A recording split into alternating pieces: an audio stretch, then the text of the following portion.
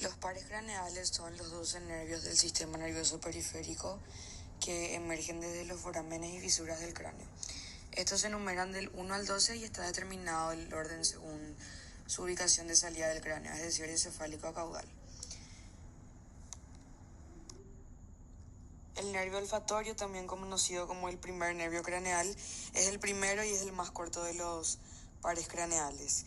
Es un nervio únicamente sensorial, conduce los impulsos olfativos desde la nariz al sistema nervioso central.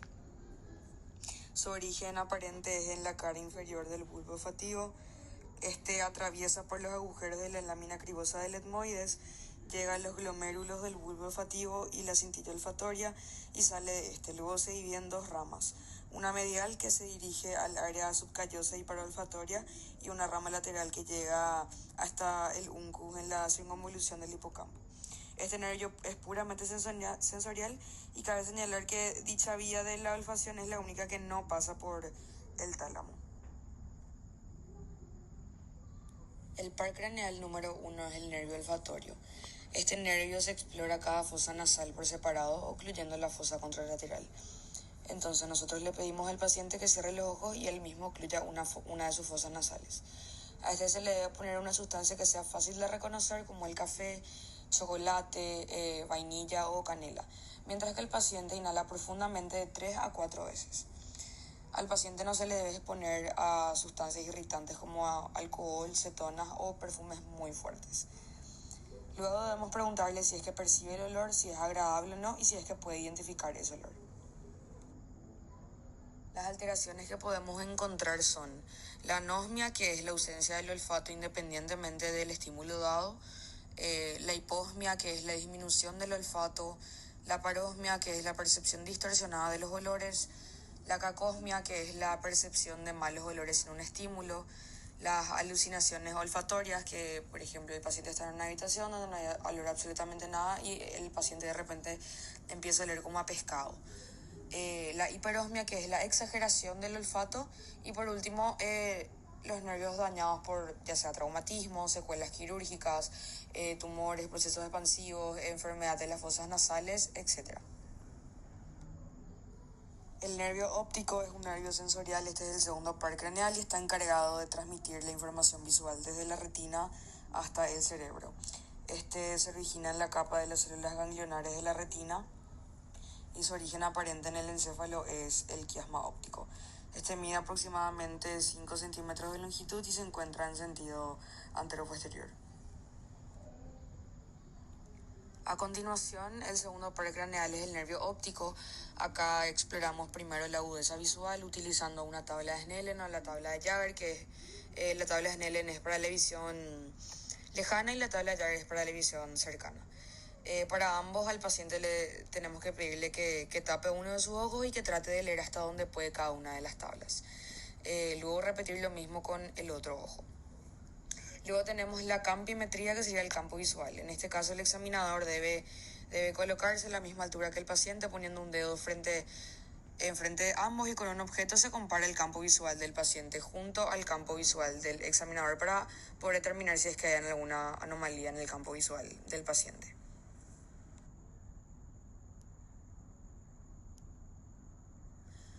Luego tenemos la visión en colores. El examinador le muestra tarjeta de colores al paciente y este debe reconocer qué colores son.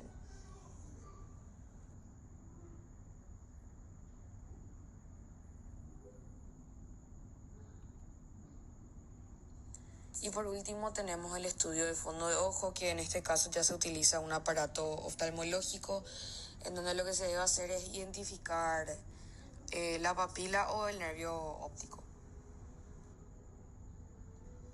¿Cuáles son las alteraciones que pueden surgir en el paciente? Bueno, primero en cuanto a la agudeza visual tenemos que si el paciente no puede leer, por ejemplo, alguna de las tablas, pero si le mostramos los dedos de la mano y le pedimos que cuente y puede contar, esto se le denomina visión cuentadedos. Si es que el paciente ve los dedos pero no puede contar, se llama visión bulto. Y si es que solo percibe la luz, se le llama visión luz. En cuanto al campo visual, tenemos las alteraciones como la hemianopsia, en donde tenemos comprometida la mitad del campo visual. Esta puede comprometer a ambos lados o también a a un solo lado. Luego tenemos las cuadrantopsias, que es cuando está comprometido un cuadrante del campo visual, y la maurosis, que es la pérdida de la visión o la ceguera. Después tenemos las alteraciones de la visión de colores. Tenemos la acromatopsia, que es cuando se visualiza objetos sin colores. Luego tenemos la metacropsia, que es cuando los objetos se ven de colores diferentes a los que son en realidad. Después está la monocromatopsia, que es cuando todos los colores se ven de un mismo color. Después está la xanthopsia, que es cuando todos los objetos se ven de color amarillo. Y la agnosia cromática, que es un trastorno en la identificación de colores. Por último tenemos el estudio del fondo de ojo, que entre las alteraciones que podemos ver serían el edema de papila, también la atrofia de papila, la neurosis óptica, entre otras.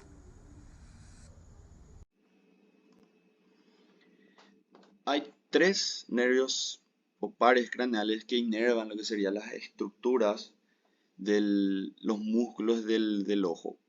Es muy importante saber porque en base a eso vamos a saber qué afectación, o con la maniobra que realicemos posteriormente en la exploración de estos pares craneales, vamos a saber qué estructura está comprometida.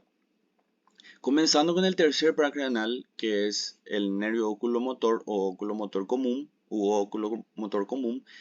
Este par tiene un origen al nivel de la protuberancia o el tronco encefálico, sale de la protuberancia, llega hasta la cavidad craneal y sigue el trayecto del seno cavernoso. Si el trayecto del seno cavernoso pasa por la hendidura esfenoidal o del proceso clinoides del hueso esfenoides, pasa por la fisura orbitaria superior y llega hasta los músculos que inerva este par craneal, que serían el recto inferior, el oblicuo inferior, el recto medial y el recto superior. El músculo ciliar, el músculo elevador del párpado y el músculo del esfínter de la pupila. El esfínter de la pupila. Después tenemos el cuarto par craneal, que sería el nervio troclear o el patético, que es muy parecido su origen y su trayecto. Sale de la protuberancia, pero este sale por atrás del tronco encefálico, pasa por la cavidad craneal, también sigue el trayecto del seno cavernoso, pasa también por el proceso clinoide o la hendidura esfenoidal, pasa por la fisura orbitaria superior y llega hasta el músculo que inerva este par, que sería el músculo oblicuo superior. Y por último tenemos el sexto par craneal o nervio oculomotor externo, también llamado abducens. Este también es muy parecido a su trayecto, pero sale por la porción más o menos inferior del tronco encefálico o de la protuberancia. Llega a la cavidad craneal, sigue también el trayecto del seno cavernoso, pasa también por la hendidura esfenoidal, llega a la fisura orbitaria superior e inerva el recto lateral. Los pares craneales 3, 4 y 5 se exploran en conjunto, ya que nos ayudan a la motilidad intrínseca y extrínseca de los ojos. Empezando con la exploración extrínseca de los ojos, donde se solicitará al paciente que siga el dedo índice del examinador, que hará movimientos verticales, horizontales y oblicuos de izquierda a derecha, de arriba a abajo, para terminar describiendo una H. En esta exploración se podría encontrar nistagmos patológicos. Luego continuamos con la evaluación de la motilidad intrínseca de los ojos, que básicamente sería evaluar la cualidad de las pupilas en cuanto a su tamaño y simetría. Si el tamaño de las pupilas es mayor a 4 milímetros sería una midriasis, y si mide menos de 2 milímetros sería una miosis. Cuando difieren el tamaño de ambas pupilas se denomina anisocoria. En cuanto a la forma de la pupila se denomina discoria si se encuentra una irregularidad en el contorno pupilar. Por último tenemos la evaluación de los reflejos. El primero sería el reflejo fotomotor. Luego tenemos el reflejo de acomodación o convergencia. Y por último tendríamos el reflejo consensual. Estos reflejos se evalúan de la siguiente manera. En el reflejo fotomotor se evalúa la contracción de la pupila, evaluando individualmente cada ojo, alumbrando con una linterna, mientras el paciente tapa el ojo que no está siendo inspeccionado. Para el reflejo consensual es necesario que el paciente ponga una de sus manos en el medio de sus ojos para así evitar, con la estimulación que haremos con una linterna, el paso de la luz hacia la otra pupila. Y deberíamos encontrar miosis en ambos ojos. Por último tenemos el reflejo de acomodación y convergencia, en donde le pediremos al paciente que fije su mirada en un punto lejano y luego acercaremos nuestro dedo índice colocado aproximadamente a 30 centímetros de distancia, en donde deberíamos encontrar miosis y la convergencia de ambos globos oculares. El quinto par craneal, el trigémino, es un nervio mixto que contiene fibras tanto viscerales especiales como somáticas generales. Estas fibras se originan en el mesencéfalo, formando el ganglio del trigémino cerca del ápice de la porción petrosa del hueso temporal. El nervio trigémino se divide en 3 ramas: nervio oftálmico, nervio maxilar y nervio mandibular. Cada uno de estos salen del cráneo por aperturas diferentes. El oftálmico sale a través de la fisura orbitaria superior, el maxilar por el foramen redondo mayor y el mandibular por el foramen oval. Las 3 ramas del nervio trigémino proporcionan sensibilidad a la piel del rostro. Las áreas que inerva son, por ejemplo, el nervio oftálmico, que inerva la frente, órbita y nariz; nervio maxilar inerva la región cigomática y el labio superior; y el nervio mandibular, que inerva la piel alrededor de la boca, el labio inferior y la piel de la región mandibular. Luego pasamos al examen físico de este par craneal. Primeramente le pido a la paciente que cierre los ojos y, usando un lápiz o algo puntiagudo, le pregunto si siente la misma cosa de un lado al otro lado en las terminaciones de este nervio, que sería la oftálmica, la mandibular y la maxilar. Siguiendo con el examen físico, busco el músculo macetero y pido a la paciente que muerda. Luego pido que abra bien grande la boca y le aplico una contrarresistencia con mi mano en la mandíbula y sobre la cabeza. Y por último le pido que haga movimientos laterales con la mandíbula y le aplico también una contrarresistencia. El séptimo par craneal, o sea el facial, es un nervio multimodal que lleva fibras tanto generales como especiales. Se origina en el tronco encefálico como 2 porciones separadas: una raíz primaria más larga que transporta fibras motoras y un nervio intermediario más pequeño que transporta fibras sensitivas y parasimpáticas. Las 2 porciones salen del cráneo a través del conducto auditivo interno y viajan a través del conducto facial. Aquí se unen formando el nervio facial propiamente dicho y salen del cráneo juntos a través del foramen estilomastoideo. Una vez que el nervio facial alcanza el rostro, este permite muchas funciones tales como la expresión facial, secreción de glándulas, como las lágrimas por ejemplo, y sensación del gusto en los 2 tercios anteriores de la lengua. En cuanto al examen físico, le pido a la paciente que levante la ceja, que frunza el ceño, luego que cierre bien fuerte los ojos, que haga aleteos nasales, sonría y por último le pido que infle las mejillas.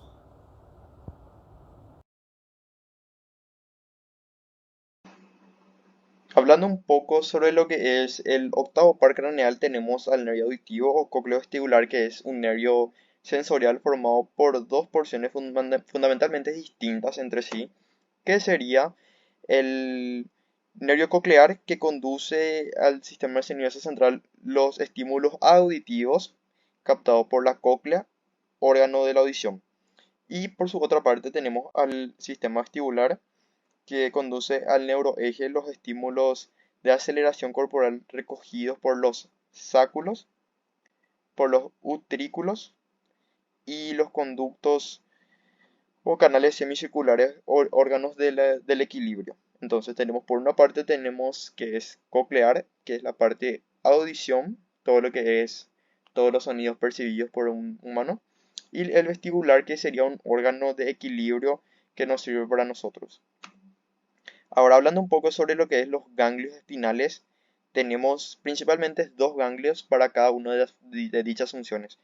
Entre ellas tenemos al órgano espinal de Corti y por su otra parte tenemos al de Scarpa. Hablando un poco sobre lo que es el órgano de Corti, tenemos que se sitúa en el conducto espiral de Rosenthal del caracol. Sus prolongaciones proximales constituyen el nervio coclear, que es una raíz externa del nervio cocleovestibular. Esta penetra a la altura de la unión bulbo-protuberencial en la cara externa del cuerpo restiforme y termina en dos pequeñas masas de sustancia gris, que son los núcleos cócleos ventrales, en su porción antero y postero-ventral y dorsal, antes llamado también el núcleo anterior del auditivo, y protúbulo auditivo lateral. Hablando un poco sobre lo que es el de Scarpa, se ubica en el meato auditivo interno y sus prolongaciones proximales constituyen el nervio vestibular, que es una raíz interna del nervio cocleovestibular. Y esta penetra a nivel del bulbo, a nivel de la fosilla lateral, que se dirigen oblicuamente hacia atrás, adelante, y se divide en dos ramas, una ascendente que termina en tres núcleos vestibulares situados por debajo del suelo del cuarto ventrículo, el núcleo lateral de Deinster, el núcleo medial de Schwalbeck y el núcleo superior de Bettewer. Y tiene su porción descendente que se dirige hacia el núcleo vestibular inferior o descendente de Roller y que se fusiona por su extremidad inferior con el núcleo de Durbarts. Ok, para examinar la audición o el nervio auditivo, lo que vamos a estar examinando es, primeramente vamos a mirar por fuera si es que el paciente no tiene algún traumatismo. Vamos a estar haciendo una otoscopía para determinar si no tiene un serum o si es que no tiene una otitis externa que está causando una hipoacusia o una acusia. También vamos a hacer la prueba de Weber, que consiste en que estos nervios de diapasón, vamos a hacer vibrar el diapasón y vamos a pasar por la línea media o por la nariz, por las prominencias óseas. Luego viene la prueba de Rhine, que sería volver a hacer vibrar el diapasón con el tallo del diapasón por la apófisis mastoidea, y luego tiene que escuchar al paciente. Una vez que deja de sentir, le pasamos por el costado del oído y tiene que escuchar. Ahora, para la de Schwabach tenemos que hacer vibrar el diapasón, el tallo del diapasón por la apófisis mastoidea, y tenemos que dejar que se escuche. Si escucha más de 18 segundos ya sería prolongado, si se escucha menos sería acortado. Para determinar si el problema no es en el sistema vestibular, tenemos que hacer que al paciente tenemos que cargar una jeringa agua fría y cargar en el oído. Nosotros tenemos que observar que el nistagmo tiene que ser del lado contralateral que le cargamos el agua. Por ejemplo, en este paciente vamos a cargarle a la derecha y el nistagmo se tiene que dar a la izquierda. Así nosotros descartamos que este paciente no está alterado su sistema vestibular. Para la exploración del noveno par, nosotros vamos a estar pidiendo al paciente que cierre los ojos, abra la boca y saque la lengua. Con un hisopo vamos a estar pasando por la lengua y el paciente me tiene que decir dónde yo estoy tocando o dónde siente que estoy tocando con el hisopo. Otro sería que al paciente le voy a cerrar los ojos, abrir la boca y le voy a pasar un caramelo, algo dulce, salado, agrio, donde él me tiene que decir qué es lo que le doy. Y cerrar los ojos. Ácido. Bueno, ahora otro. Dulce. Bueno. Hablando un poco sobre lo que es el noveno par, que es el glosofaringio que estoy señalando en mi imagen. Este nervio está íntimamente relacionado con el décimo, que es el nervio vago. Está constituido por diversos tipos de fibras. Por su parte tenemos que las vías gustativas son ramas aferentes distales. Los estímulos gustativos originados en los receptores de la mucosa lingual y la epiglotis se transmiten por diversos tipos de nervios. Entre ellos tenemos al nervio facial. Sus fibras gustativas discurren por el nervio lingual, que es una rama del trigémino, y su unión con la cuerda del tímpano son ramas del facial, nacidas del ganglio geniculado, y continuación del nervio intermediario de Würzburg, que es la raíz sensitiva del facial. Este conduce los estímulos gustativos de las 2/3 partes de la lengua anterior. Después tenemos al nervio glosofaringio que conduce los estímulos de la tercera porción posterior de la lengua por detrás de la B lingual. Y le tenemos también al nervio vago que conduce los estímulos gustativos de la epiglotis que discurren por el nervio laringio interno. Después tenemos que las conexiones centrales tenemos los núcleos motores del glosofaringio que reciben inervaciones motriz bilateral del haz geniculado, que es piramidal, córtico vulvar, por fibras provenientes del tercio inferior de la circunvolución motora. Ahora, también tenemos una parte que sería sensitiva, que alcanzan la raíz espinal del trigémino y el núcleo del fascículo solitario. Bueno, en cuanto al par craneal 12, que es el nervio hipogloso, este tiene su origen real eferente somático general en el núcleo motor, localizado en el bulbo raquídeo y su origen aparente en el surco preolivar. En cuanto a su función, este es un nervio motor que, al igual que el nervio vago y glosofaringio, intervienen en la musculatura de la lengua y en la acción de tragar. En cuanto a la exploración, le pido al paciente que abra la boca de manera que podamos ver la lengua en reposo. Luego le pido al paciente que saque la lengua y haga movimientos de atrás para adelante y de un lado al otro. Después le pido que empuje mi dedo con su lengua a ambos lados y así culminamos la exploración. Bueno, yo voy a estar hablando del 10º par craneal o el nervio vago, que tiene origen en el núcleo ambiguo del bulbo y se une al tronco del neumogástrico y con él se distribuye. La función del nervio vago son dos. Tiene un origen sensitivo y otro motor. Como nervio sensitivo le tiene a su cargo la sensibilidad de la faringe, del esófago, del estómago, los intestinos, la glotis, la tráquea y los pulmones. Además de que su ramo auricular también le presta sensibilidad a la piel de la parte posterior del pabellón auricular y a la pared posterior del conducto auditivo externo. Como nervio motor controla los músculos estriados, los velopalatinos, los constrictores de la faringe y los músculos laringeos. Y también los músculos lisos, como bronquios y gastrointestinales. Emite también fibras moderadoras de la actividad cardíaca y fibras secretoras para estómago, páncreas y tráquea. Prácticamente recorre todo el cuerpo, como podemos ver acá. Ahora su exploración sería la siguiente. Bueno, para la exploración del nervio vago lo que necesitamos es un bajalengua y pedirle al paciente que abra la boca, bajarle la lengua y pedirle que diga para poder ver si el velo del paladar pende flácido y si tiene algún tipo de parálisis se va a inclinar hacia el lado sano. Luego lo que podemos hacer también es pedirle al paciente que ingiera agua y mantenga la cabeza hacia abajo y que degluta. Mantén tu boca y deglutí. Ahí está. Si existe algún tipo de parálisis, el agua saldría nuevamente por la nariz.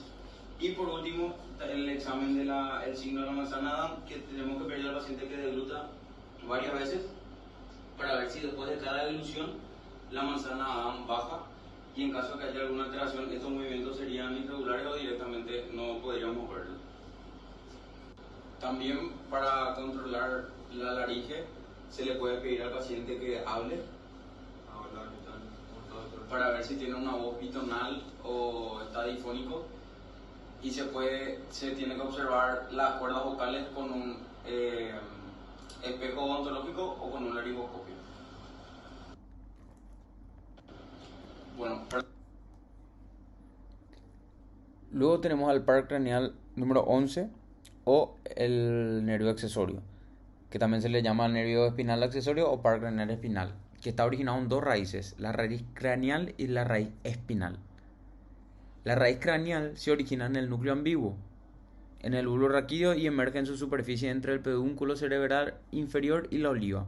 Y la raíz espinal del nervio accesorio se origina del núcleo espinal, ubicado en el cuerno ventral de la médula espinal, abarcando los niveles C1 a C5.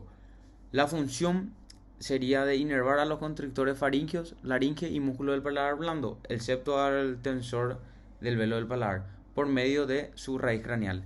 Y por medio de su raíz espinal inerva a los músculos esternocleidomastoideo y al trapecio. Como podemos ver acá, el nervio espinal del C1 al C5, el esternocleidomastoideo, el trapecio. Y esta sería su forma de inspeccionar.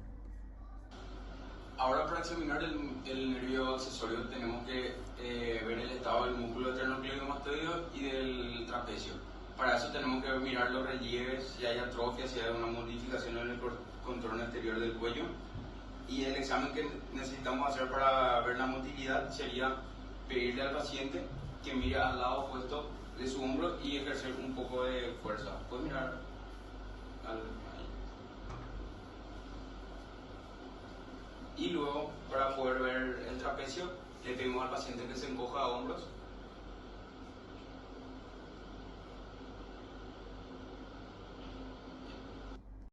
Bueno, en cuanto al par craneal 12, que es el nervio hipogloso, este tiene su origen real eferente somático general en el núcleo motor, localizado en el bulbo raquídeo y su origen aparente en el surco preolivar.